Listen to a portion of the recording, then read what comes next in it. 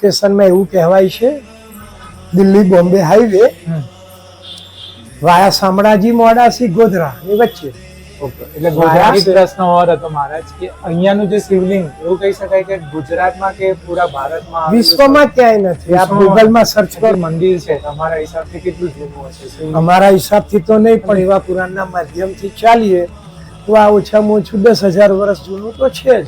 આ જગ્યા ઉપર આ ઉત્તરાખંડમાં મુરુડેશ્વર મહાદેવ પાવાગઢના ગાઢ જંગલ અને મહીસાગરના તટ પ્રદેશમાં આવેલું શિવાલય. ઐતિહાસિક રીતે ભીમ અને હિડમ્બાનું આ પ્રથમ મિલન સ્થાન. બીજા નંબરમાં શ્રી કૃષ્ણ ભગવાન સાબરમતી નદીના કિનારે રહેલા 7 ઋષિઓના આશ્રમમાંથી દધીચી ઋષિની સાથે ત્યાં દુધેશ્વર નામનું ધામ છે, ત્યાંના મહંત શ્રી લઈને વરડેશ્વર મહાદેવ પધારેલા. એમના ત્રીજું મહાદેવજી પોતે સ્વયં વધે છે. વરડેશ્વર દાદા વર્તમાનમાં 12 ફૂટ ઊંચા, 22 ફૂટ પહોળા અને સ્વયંભૂ ગંગાજી સ્ફુરિત. પંચમહાલ એટલે દેવોની ભૂમિ, અને પંચમહાલમાં આજે આપણે આવી પહોંચ્યા છે એક એવા શિવલિંગના દર્શને જે માત્ર ગુજરાતમાં જ નહીં ભારતમાં આવેલું એકમાત્ર એવું શિવલિંગ છે જે 12 ફૂટ ઊંચું અને 22 ફૂટ પહોળું છે. નમસ્કાર, હું છું હેમંત પટેલ. ઝરૂખામાં તમારું હાર્દિક સ્વાગત છે. આજે એક નવા વિડીયોમાં આજે આવી પહોંચ્યા છે મરડેશ્વર મહાદેવ મંદિર, જે પાલીખંડા ગામે અને ગોધરાથી 20 થી 25 કિલોમીટરના અંતરે આવેલું આ એક સ્વયંભૂ શિવલિંગ. અહીંયા તમે દર્શન કરી શકો છો. માન્યતા પ્રમાણે અને શાસ્ત્રોમાં વર્ણન કર્યા પ્રમાણે આ જગ્યા જૂના સમયમાં હિડમ્બા વન તરીકે પ્રચલિત હતી. આ જ જગ્યાએ ભીમ અને હિડમ્બાના મિલન થયું હતું અને પાંડવો પણ અહીંયા આવી ચૂક્યા છે અને શ્રી કૃષ્ણ પણ અહીંયાની મુલાકાત લઈ ચૂકેલી છે એવું શાસ્ત્રોમાં પણ વર્ણન કરેલ છે. આપણે સર્વપ્રથમ તો તમને મંદિરના દર્શન કરાવું, ત્યારબાદ અહીંયા મહંતશ્રી સાથે આપણે વાત કરીશું અને મંદિરની પૂરી વિગત જાણીશું. તો હવે વિડીયોમાં આગળ વધીએ, તમને પહેલા મંદિરના દર્શન કરાવું.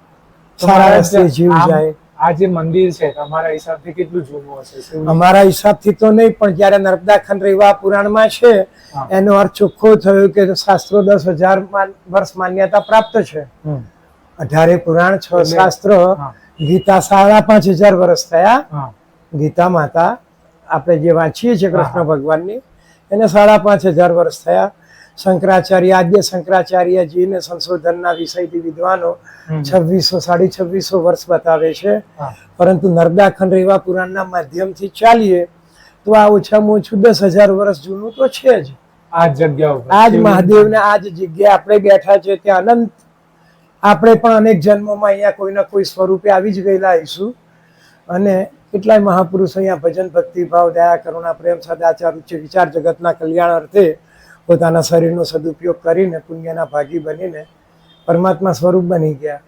અને આજે પણ આપણા માતા પિતાના ગુરુના આશીર્વાદથી આપણી વાસનાઓ ઈચ્છાઓ લોકેશણાઓ દુઃખોથી આ છેલ્લા 5-7-10 વર્ષથી શિવરાત્રિના દિવસે 5-7 લાખ વ્યક્તિઓ હમ. એક જ દિવસે, અને શ્રાવણની અંદર નિત્ય 5-10-20 હજાર વ્યક્તિઓ, સોમવારના દિવસે લાખો વ્યક્તિઓ અહીંયા પોતાના શ્રદ્ધા સુમન અર્પણ કરે છે. હમ. અને પોતાને જોઈતા સુખોમાં સુખ શાંતિ સંપત્તિ સંતાન આયુષ્ય આરોગ્ય ઔષધિ ધંધો રોજગાર બહુ પ્રેમથી સહજતાથી વિનામૂલ્યે પ્રાપ્ત કરે છે. હમ. અહીંયા ગુરુજીના આદેશ પ્રમાણે કોઈને કોઈ એવું રોકટોક નથી. આપ ફોટો પણ પાડો, જલ કરો, લઘુ રુદ્ર કરો, અતિરુદ્ર કરો, રુદ્રી કરો, ભજન કરો, ભક્તિ કરો. એમની યથાશક્તિ આશરો આપે છે, દાલ રોટી આપે છે. અને વહીવટકીય સંચાલનમાં રાજાઓ તરફથી જે કંઈ જમીનોને બધું પ્રાપ્ત થયું હતું, વર્તમાનમાં સરકારશ્રીને સાથ આપીને એમના કાયદાઓને પણ માન આપીને ચેરિટી કમિશનરની સાથે રહીને ગુરુજીએ 200-500 વીઘા જમીનનું ટ્રસ્ટ પણ બનાવેલું છે, જેનાથી આ બધી આધ્યાત્મિક શક્તિપીઠોની મિલકતો વેરણ ન થઈ જાય. હમ. અને પોતે આજે ચેતન સ્વરૂપમાં મારા કરતાં પણ 2-4 કિસ્સાઓ વધારે જાણતા જ હશે. સરસ. હું પણ પૃચ્છા કરું, એકાદ કિસ્સો દાદાજી પણ એમનો પોતાનો અંગત બતાવે. કોઈ મહાત્મા અહીંયા રહેતા હતા, એમણે આશીર્વાદો આપેલા. મહારાજ એક વસ્તુ કહીએ તો અહીંયાથી કોઈ જતું હોય કાં તો આ એક્ઝેક્ટ લોકેશન શું કહી શકાય આ મંદિર? આ લોકેશનમાં એવું કહેવાય છે, દિલ્હી બોમ્બે હાઈવે હમ. વાયા શામળાજી મોડાસી ગોધરાની વચ્ચે. ઓકે, એટલે વાયા ગુજરાતી. શામળાજી મોડાસા અને ગોધરાની વચ્ચે. હમ. નજીકમાં લખવું હોય તો લુણાવાડા અને ગોધરાની વચ્ચે. Lunawada it's one kind of Mahisagar નામ પડ્યું છે જિલ્લાનું, પણ એ હમ. પ્લેસ છે, હાઈનેસ પ્લેસ છે. ત્યાં કોટ છે, કિલ્લાઓ છે, રજવાડું હતું. હમ. હમ. ગુજરાતમાં 27 રાજાઓ થઈ ગયા, એમાં 5 રાજાઓ પંચમહાલમાં થયા. હમ. આ અખાડાના ગુરુદ્વારાના ગુરુજીઓના આશીર્વાદથી સંતરામપુર સ્ટેટ, હમ. લુણાવાડા સ્ટેટ, આગળ મેલોલિયા સ્ટેટ છે, હમ. આલોલ કાલોલ જયદ્રથસિંહ બાપુ, ઉર્વશીમાં તુષાર બાપુ, દેવગઢ બારિયા, સંતરામપુરમાં પરંજી આદિત રાજા વર્તમાનમાં છે. એ બધાના દાદા ગુરુજી છે અને જગતના કલ્યાણ અર્થે આપણને હજારાથી આશીર્વાદ આપી રહ્યા છે. ખૂબ સરસ. લગભગ છેલ્લા સવા મહિનાથી એમનો મુકામ અહીંયા છે. સરસ. મોટે ભાગે લુણાવાડા અખાડામાં દિવ્ય પીઠ એટલા માટે માનવામાં આવે છે કે 590 વર્ષ પહેલા એક મહાત્માએ જીવતા સમાધિ લીધી હતી, હમ. જેના પ્રમાણ સ્વરૂપમાં હજારો મહાત્મા આજે 500-550 વર્ષથી ખાઈ પીને ભજન ભક્તિભાવ કરી રહ્યા છે. અને એક ધૂણો એવો છે, ચમત્કાર સમજો કે કુદરત સમજો, શ્રદ્ધા કે એક ટ્રેક્ટર ભરીને છાણું ભરી દેવામાં આવે હમ. તો જન્માષ્ટમીની રાત્રે ખોલવામાં આવે છે. હમ. જન્માષ્ટમી એ છાણા ગોઠવવામાં આવે તો શિવરાત્રી સુધી ચાલુ રહે છે. લગભગ અડધા કલાક માટે એક પ્રહર માટે જે દ્વાર ખોલે છે, હમ. એમાં છાણા નાગપાસ યંત્ર બનાવીને મૂકવામાં આવે છે. અને ત્યાંની જે ભભૂતિ ભસ્મ નીકળે છે હમ. એને દાદાજી દૂધની અંદર પલાળીને એના ભસ્મના ગોટાઓ બનાવે છે, જે ભારતભરમાં 4 શંકરાચાર્યોની જે પીઠ છે હમ. ત્યાં પ્રસાદી સ્વરૂપે તે લોકો આપણા અખાડાની ગૌ ભસ્મ લગાવે છે. એવું દિવ્ય અનુભૂતિનું સ્થાન છે.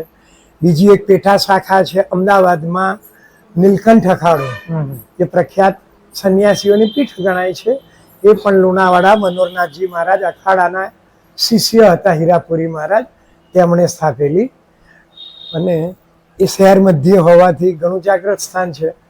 આજે મીડિયા સુખ સુવિધા રોડ રસ્તા અને વાહન વ્યવહારનો અભાવ મટવાથી સહસ્ત્રો સંખ્યાની અંદર મનુષ્યો પધારે છે શ્રદ્ધા ભક્તિ વિશ્વાસથી લઈને.